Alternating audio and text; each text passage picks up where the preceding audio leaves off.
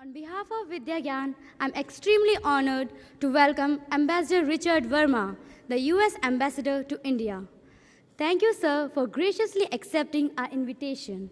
It is indeed a matter of privilege and honor to have you with us. I also take the pleasure in welcoming Catherine Caro, Shibi Jose, Brandon Young, Sudha Gandhi, Rajesh Malhotra, and Emily Fortique from the embassy. I welcome Nada sir, Roshni Didi, all the members of Shiv Nada Foundation, and the representative of district administration. Allow me to take you through Ambassador Verma's illustrious career. Ambassador Verma serves as the 25th State Ambassador to India.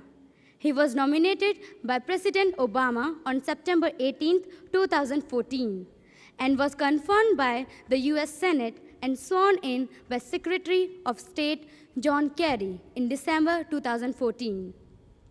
Ambassador Verma oversees one of the largest US missions in the world, including 4 consulates across India and nearly every agency of the US government.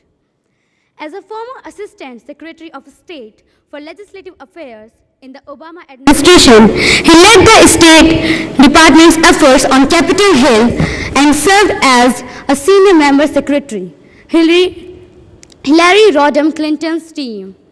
Ambassador Verma previously worked in the Senate as a senior national security advisor to the Senate Majority Leader Harry Reid. He also worked in the House of Representatives for longtime chairman of Defense Appropriations Committee, Jack Murtha.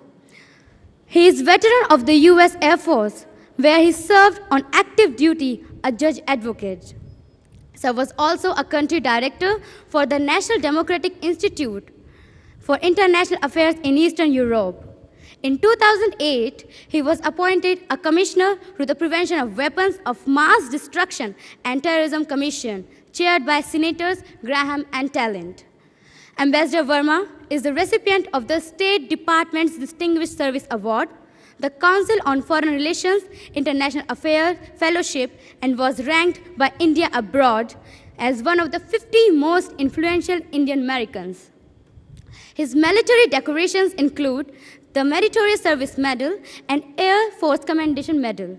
Ambassador Verma holds degrees from the Georgetown University Law Center, American University, Washington College of Law, and Lehigh University. Sir, we are extremely grateful to you for having taken out time from your extremely busy schedule to be with us today. I would now like to invite Roshni Didi to say a few words. Thank you, Kajal. Ambassador Verma, dignitaries from the US Embassy, welcome to Vidyagyan. I just wanted to take a minute just to introduce your audience to you. It's the senior-most classes at Vidyagyan Bulandshahr and Vidyagyan Sitapur. So class 12 in Vidyagyan Bulandshahr, class 11 in Vidyagyan Sitapur, and the first batch of Vidyagyan. So they're very special to us, and they're going to be graduating and going into the big bad world next year. And we have many students here who are preparing to go for higher education in the US, and of course competing in examinations in India to get into the IITs, medical, law. And truly the vision for Vidyagyan is each one of our students is going to be an ambassador for this institution, for Uttar Pradesh, for the background that they come from, which they should be extremely, extremely proud of. And our vision is that one day, Harvard, Princeton, or any of these great institutions, if they want rural, meritorious, underprivileged, but absolutely brilliant students in India, they should be coming to Vidyagyan. And that's really the vision for us. And we're preparing our students for that journey and for life ahead of Vidyagyan. And a lot of the students over here had never even been to Delhi or to Lucknow. You know, they came from their village to Vidyagyan, and some of them have directly jumped on a plane and gone off to the US to do, you know, different study programs. You know, we've got children who've gone under the youth exchange study program, and they're living in the US at the moment. So I think we're at the cusp of something quite exciting. We don't know yet because our first batch is only graduating next year. So lots to learn and lots to come. And with that in mind, I think I'd like to invite you to address our students. Hi, everybody. How's everybody doing? Good? Everyone okay? I'm really, really excited to be here. And I want to thank the principal. I want to thank both of you for extending such a nice invitation for me to be here. And really thank all of you for letting me be here to talk a little bit. And I would rather take your questions, and so we can have a kind of interaction and hear from all of you. I've only been here a few minutes, but I'm so impressed with what I've seen here. I got to walk through the art lab and see the beautiful art, and walk through the chemistry lab and the biology lab. Thankful that I don't have to take chemistry and biology anymore, because that would not be so good. But we came here because we heard so much about all of you. We heard about what you're doing here, what you're learning about, and when I come here and see it in practice, it's so exciting. It's so exciting what you're all going to go do. And you have such a great and bright future in front of you.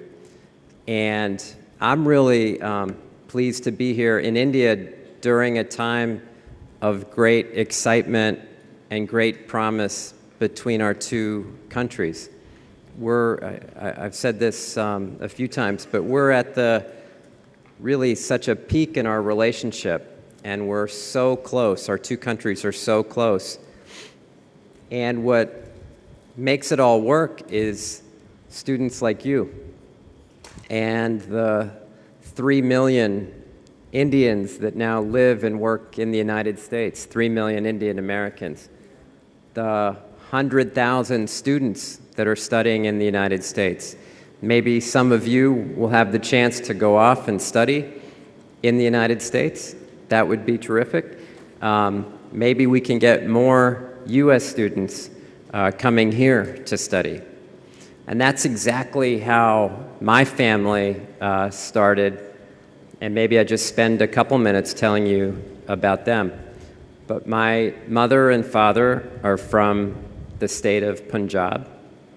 My father was a teacher of a boys' college. My mother was the teacher of a girls' college. And that's how they met, kind of the old-fashioned way. My dad was the first person in his family to be educated. Frankly, the first person in his family who could read or write. And he was the oldest of 11 children. And my mother was a single child. Her mother was a school teacher also. And her father had died at a very early age. And so it was just my mother and her grandmother who were committed to education. And my father, who was committed to education, lived in a small village. And one day, in the mail, received a letter from a college in Iowa. This was 1962, inviting him to the United States to study under a scholarship to come and get his master's degree. Now, it was a tough choice for him. He had 4 children. My brother and 3 sisters were already born. They were living in Jalandhar. And he had this choice to go to the United States to study. And my mother and father had a long discussion about it, and they said, you should go. You should go and get your master's degree, and you should come back next year. Well, my dad went in 1963, and he got his master's, and the faculty at the University of Northern Iowa said, you're such a good student, you should really get your PhD. You should get your doctorate. So he wrote a letter to my mom and said, they want me to stay and get my doctorate degree. And my mom said, that's great, but we're coming to see you, and we're coming to live with you. So in 1965, my mother, brother, and 3 sisters moved to North America. My dad finished his doctorate and became a full professor at the University of Pittsburgh in Pennsylvania, and that's where I grew up. And my father just retired 2 years ago after teaching for 44 years. And he developed a specialty in India, in South Asian literature. My mom continued to be a teacher. She taught special needs children in the United States. And that's where I grew up, in an environment committed to education and learning. When I was a kid, I couldn't leave my house until I had read each day for 2 hours. That was a requirement of my dad. And I used to hate it. I say, Dad, all the kids are outside playing. They're outside riding their bikes. I really shouldn't have to read or do my math or my science homework. And my dad would say, you can go out and play after you've done your work.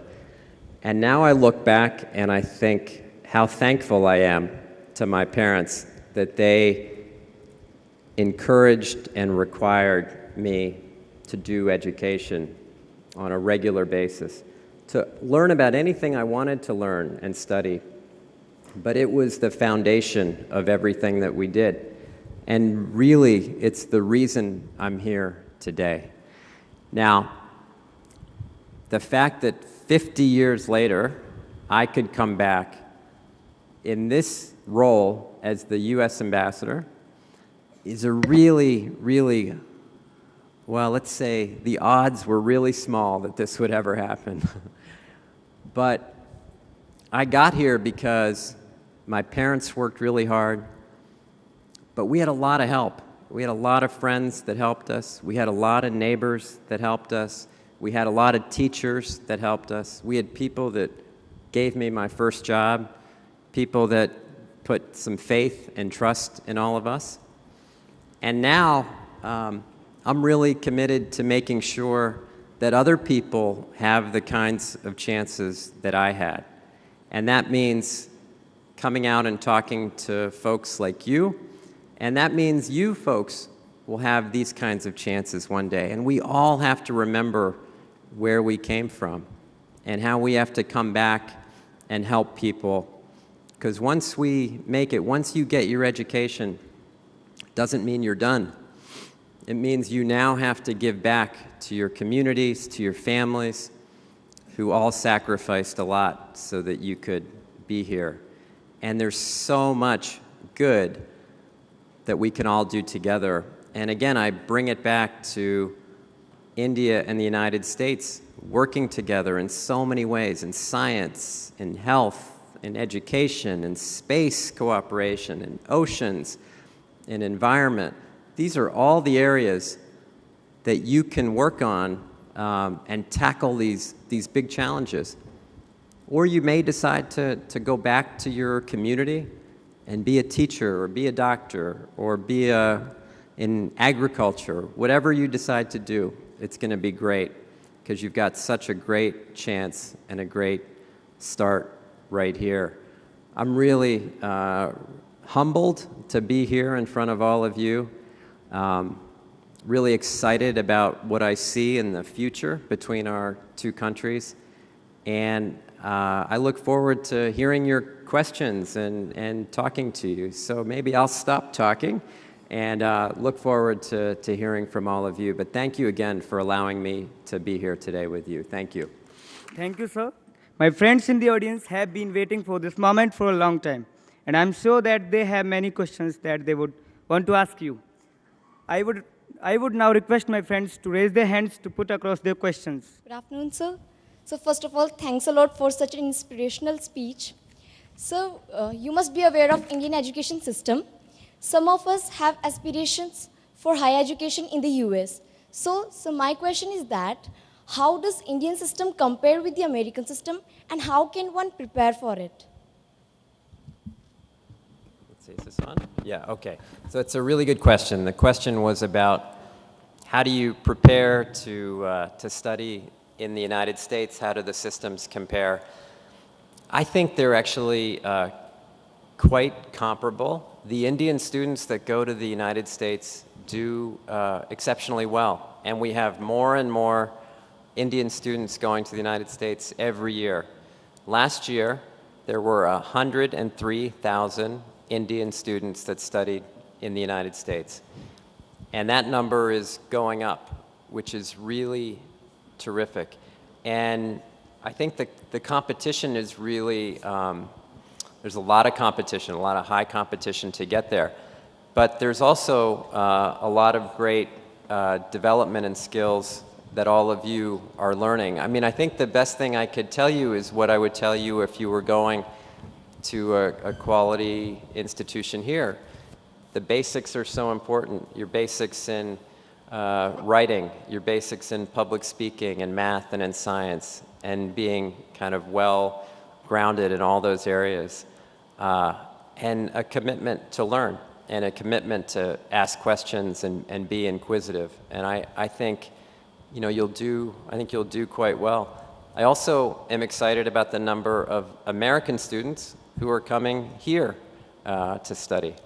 And we need to do more of that, and also have more faculty go back and forth. One thing we're very interested in is having American universities actually come to India, either in branch campuses or partnerships with Indian counterparts. You would be really surprised at how many Americans, faculty and students, want to come to India. And so hopefully we can do more of it. Education is a huge part of our government dialogue. It's also a huge part of our people-to-people connections, as started in my own family as well. I'm Sakshi, and my question is, what future of Indo-US relations do you see after the visit of Prime Minister Modi to the US last year and President Obama's visit to India this year? It's a great question. It's about what promise do I see in the relationship? And I'm really glad you started with the Prime Minister's visit last September, because a lot of people say, well, what's happened since the president was here? And a lot has happened, but a lot really happened when the Prime Minister went to Washington. We finally sat down and talked to each other about some issues that had been stuck. So on nuclear cooperation, we sat down and talked to each other. On agriculture and food security, we talked to each other. On trade and economics, on intellectual property and how we protect our discoveries, we sat and we talked to each other. So that visit of the Prime Minister last September was really important. What was also really important was the fact that the Prime Minister and the President spent a lot of time together, just the two of them. They went and visited the Martin Luther King Memorial. When the President was here, they spent so much time together. The President went on the Prime Minister's radio show, and they were determined to look down the road and see a really big and really clear picture ahead that's based on a very simple premise, that if the US and India are the closest of friends and partners, as the President said, the best partner, the world will be safer and more prosperous, because that's what can happen when these two big democracies come together. And so when we have problems or disagreements, we will talk about them. And in the meantime, we are going to work really hard on security cooperation, on energy, on trade, on science, on health and education, on space, so on, so much more. So we're on this, you know, if you were to draw a line as to our relationship, we're on a line that's going up and up and up. And so it's not just because that's what the governments want, it's what all the people want too. And so they're pushing us in this direction, which has been really great. So I'm really optimistic about where we're going, but we all have to work hard at it. We all have to understand why it's important. Like any good relationship, any good friendship, you have to tend to it, you have to take care of it, You have to address when one of your friends might not be as happy as they should be. And that's what we're trying to do on a regular basis. Good afternoon, sir. My name is Sudiksha. Sir, the world has become more complex than ever. There are wonderful opportunities and frightening challenges. Sir, according to you, what is India's place in this world? It's a really good question. And ultimately, look, India's place in this world has to be decided by all of you. No pressure. No pressure. You're going to be the ones that get to decide India's place in the world. I can just tell you from the President Obama's perspective, we welcome India's role as a global leader, a seat on a reformed UN Security Council, a global economic player. India is already a leader in international peacekeeping. And so many more. So we welcome India's global role. Now, you talk about the complexities of the world, and there are. So climate change, for example, is a huge issue, and it's impacted the United States, India. We can work on that issue together. Counterterrorism and security, we can work on that issue together.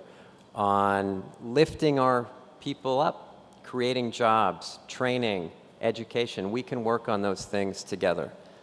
But also just two democracies, standing up for basic ideas, rule of law, resolving disputes peacefully, diversity, tolerance, all those issues that sometimes can be under threat in our international system. I think we can work on those issues together. So again, we are so, again, confident and optimistic about the role that India is playing. I will tell you just, maybe 3 weeks ago, India brought American citizens out of Yemen during a very dangerous time. When the earthquake happened in Nepal 2 weeks ago, India led the response. We're so inspired and grateful for those steps that they took. And it's just a small indication of what's to come. Good afternoon, sir. Sir, we are here to answer one question. Sir, my question is that, sir, we hear a lot about successful people. According to you, what is the definition of success? Of success. Wow. Okay, so that's really up to you.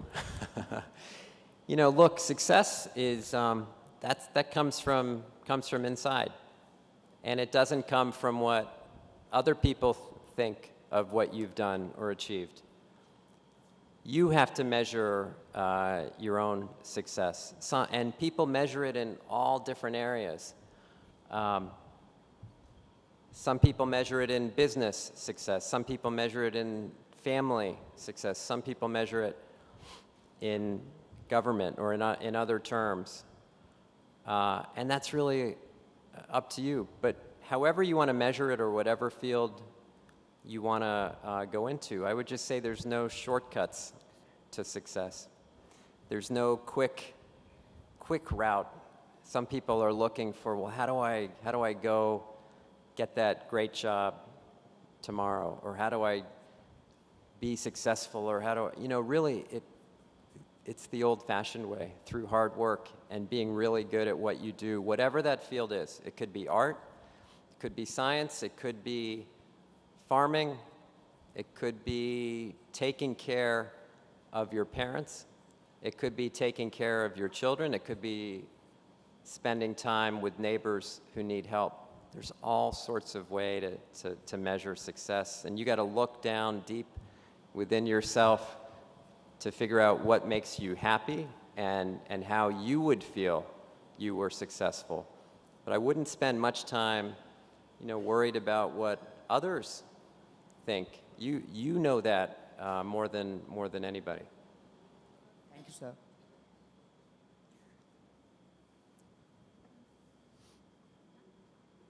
Good morning, sir. Good morning, sir. My name is Ankit, and my question to you is, Sir, when you came to know that you are coming your ancestral land, India, as an US ambassador, so what was your first feeling? What was your reaction at that time? It was, it's a big honor. I will tell you, it's a big professional honor. This is one of the largest peacetime missions that the U.S. has anywhere in the world. It's big, complicated diplomatic post, and it's a great personal honor as well. Like I said, I'm very mindful of where we all came from, where my parents came from, and how this was, it was very emotional, particularly for my dad and me as well. So it's just been a great honor, and we've been so warmly welcomed in India just in these first 4 months. Thank you for asking that question. Thank you, sir. Thank you. Anybody? Okay, so last question.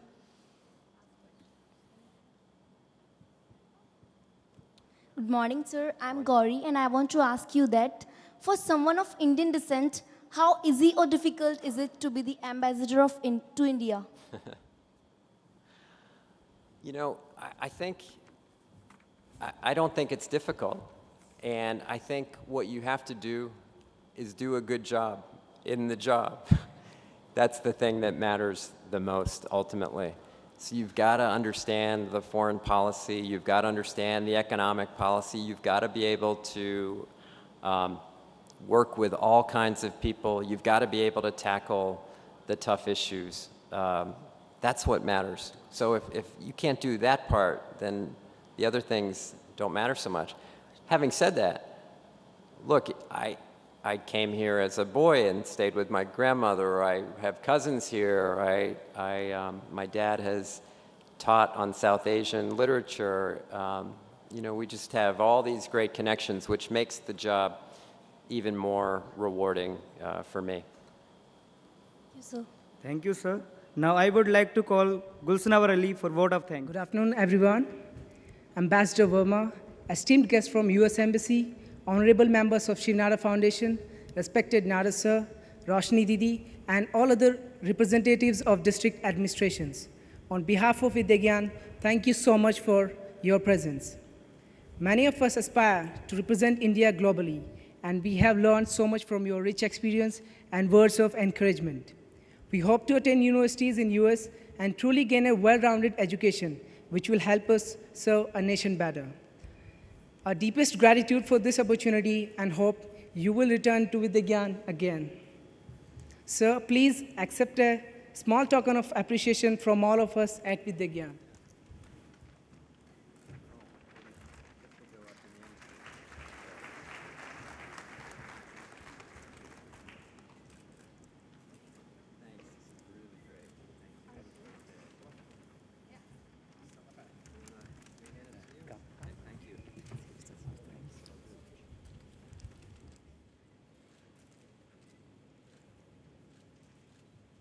Thank you very much. Thank you. Thank you. We good? Yeah. Which way? That way?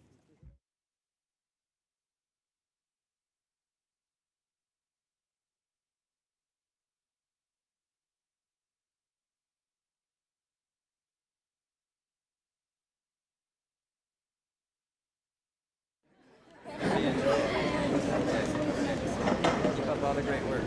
Okay? Where are you guys all? Here. You enjoying yourself?